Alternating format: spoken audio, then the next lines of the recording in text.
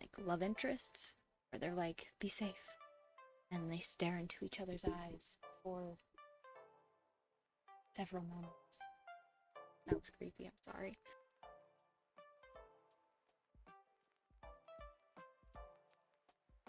Hello, fellow writers, and welcome back to the Literary Lab, where we explore the wonderful world of writing.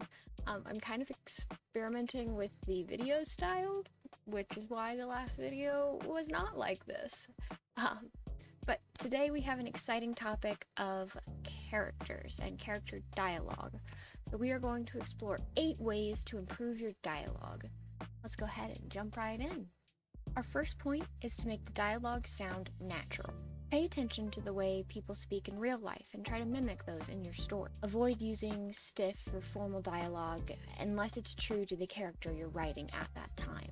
Use contractions, colloquialisms, slang, anything that may make your character's dialogue sound more natural or give them a bit of character in and of itself.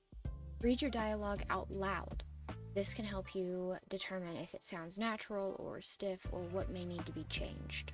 Embrace interruptions, hesitations, pauses, anything to make the dialogue sound natural when 2 characters are speaking to each other. Colloquialisms and slang is something that I had trouble with at first, but then I was able to figure out that, using slang isn't like y'all is a good one to just use as an example. You're taught in school that everything must be prim and proper, and that's not how people speak. So, our second point is to add depth through subtext. Subtext refers to the underlying meaning of the dialogue that is spoken. Allow your characters to communicate with unsaid desires, unspoken threats, things like that. Using subtext can create a sense of mystery or tension in your story. Trust your readers to determine the subtext and figure out what the characters are trying to say. Sometimes readers are going to interpret it wrong. That's also fine. Weaving subtext into a conversation can really heighten the sense of drama in the scene, and it adds a richness and complexity to your characters that you wouldn't get if everyone just spoke their intentions out loud. I'm a big fan of subtext. I like the unspoken threats when the villain is speaking to our hero and just implies something. And they're not technically threatening the love interest, but certainly sounds like they could be. That's one of my favorite things to use to really heighten the sense, because the hero has then 2 ways to react to that. They can, take it as a threat that it is, or they can pretend not to notice it, or maybe they actually didn't notice it. Maybe this is their first interaction with the villain and they don't know. It really gives a sense of realism to your characters. Our third point centers around giving the characters their own unique voices. Each character should have a unique way of speaking that reflects their background, their personalities, things like that, their experiences, things like that. Consider their education, region, dialect quirks. Let them stand out. Using these distinctions will make your characters more memorable and will make them stand out against the sea of background characters that may all not have that distinction. Give your characters distinct speech pattern, vocabulary, catchphrases, things like that. Crafting these individualized voices helps your characters connect to different people. This is something that can really help if you're writing for a specific region, like if it's a realistic or anything like that. You can help connect the readers to that region, whereas if you don't, then you can't tell your character from Joe Schmo. If you're writing with a fantasy, then a fantasy book, then you can use this to, just have a distinction between the upper nobility and the peasants, things like that. Our fourth point is to give each character a reason for the conversation. You need to give them a goal for that conversation. By giving the characters a goal, they are speaking for a reason. Understand what your characters want to achieve in this conversation. Conflicts can arise when the characters have conflicting goals for the conversation, or allyships can form when they have the same goals for the conversation. Ensure that the dialogue moves the story forward and has a purpose. By giving each character a goal, you ensure that it is moving the story forward in some way, whether that be actually moving the story forward or giving the characters another conflict to overcome for the story to move forward. By giving the characters clear objectives, then you help the readers connect to them, because they're like, okay, I know our hero needs to find this, that, and the other, and they've got to talk to this powerful wizard to do so. By giving them these clear objectives, you are able to help your readers connect. And like I was saying, with them having conflicting goals in the conversation, this can lead to conflict. If a character is wanting to go left and another character is wanting to go right, then you're able to see where that conflict is going to go. Because one character is going to argue for left and one character is going to argue for right. And by allowing the two characters to clearly define this, you are able to move forward with the story and get that conflict resolved, whether that be the group splits up, whether it be they take a vote, whatever. That's just an example. Our fifth point is to use dialogue to reveal character traits. Dialogue is an excellent tool to reveal personal beliefs, personalities, values. Consider the vocabulary, tone, speech patterns of each character, and what helps them align with those traits. You can use the dialogue to convey emotions, motivations, and conflicts from those characters with those traits. Allow your characters to speak in a way that reflects their individuality. Don't be afraid of giving them a speech quirk or anything like that, or maybe a specific dialect tone. This creates a deeper bond, or it resonates deeper with the reader. Moving forward to our sixth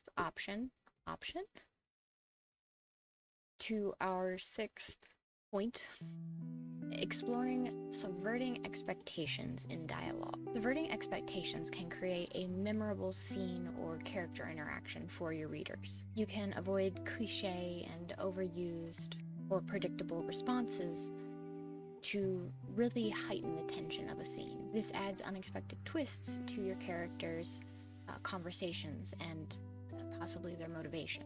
Challenge your characters to do or say something in the conversation that people weren't expecting. This adds to the intrigue and suspense of the scene. Perhaps surprise your readers by subverting traditional power dynamics or flipping a stereotype in the dialogue. Subverting expectations draws your readers in and adds a layer to those characters that was not originally there. I really like doing this with, again, like the villain and the hero, where the villain says something like, "Oh, you're just like me," and instead of the hero being like, "I'm nothing like you," the hero says something along the lines of, "Yeah, but I'm not you. We chose two different paths," something to that effect, where the villain is trying to convince the hero to join their side, or if you want to go like a dark hero route, we're alike, and the hero's like, "Yeah, you know what? We are. In fact, I think I'm better than you," which could be an interesting, take on it. I meant better as in more powerful and could do your job better than you, not better than you, morals, which the hero may have been at one point, but is not currently if they're flipping to the evil side. Our seventh point involves nonverbal cues and using silences and hesitations.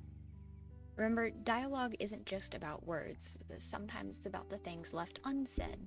Utilize things like pauses, silences, and nonverbal cues to add an extra layer to what the characters are saying. This helps convey emotions, unspoken words, and adds tension to the scene. Silence can be as powerful as words by adding tension anticipation of what the character is going to say next or do next. Use body language, facial expression, and actions to enhance the dialogue that is being spoken or to punctuate the pauses that are being made. Mastering the art of silences allows for a more nuanced character and a more nuanced read. I really like using silences before a tense moment, or if I want the moment to be more tense, where someone is asking a question and it's, we need this item or we need to get through, are you going to let us? And the other person lets the silence linger for a beat or two longer than you would have naturally expected. It's also great with love interests where they're like, be safe, and they stare into each other's eyes for several moments. That was creepy, I'm sorry. But doing things like that then allows you to punctuate and lets the anticipation, anxiety set in. I don't know a specific term for it. And our 8th and final point is for conciseness and brevity in the dialogue. Avoid excessive dialogue that doesn't contribute to the story itself. Trim unnecessary words and keep the dialogue swift to keep the pace. Using well-chosen words can help with this, to have double meanings and to add mystery within fewer words. Prioritize clarity and efficiency in your dialogue. Brevity and concise dialogue will help keep the readers engaged. This doesn't mean use tiny sentences. The boy ran to the store type thing. And it sometimes, these rules are more like guidelines, where sometimes you need to, sometimes you have a long-winded character and that is the point, and then the other character's dialogue reflects that this character is long-winded, by having them interrupt the other character, having them, say get to the point, things like that. Whereas your characters, with their dialogue, should be clearer and concise. If you are writing just a long-winded character as your main character, you are more likely to lose your readers than you are to keep them engaged. That's not to say there cannot be long-winded moments, but that should not be the standard. And there you have it. 8 dialogue tips to help you improve your writing. By making your dialogue sound natural, incorporating subtext, individualizing voices, focusing on your character objectives, and revealing traits in the dialogue, you can create compelling and authentic conversations in your story. If you found these tips helpful, don't forget to leave a big thumbs up and subscribe. I am going to try to get out more of these videos, and try to figure out more of what I'm going to do. I'll probably go through the steps of actually publishing, because I have published a book before. It is Kiss Me Roughly, Kill Me Softly, by G.B. Wilson on Amazon. Link in the description if you're interested. It is just a short story, but it is a romance story, and it incorporates a lot of these dialogues, a lot of unspoken words and things like that. So I may go through the process. If you're interested, let me know. It would be updated for 2023 since I just released that last month. 2 months ago at this point? I don't know. But keep honing your skills.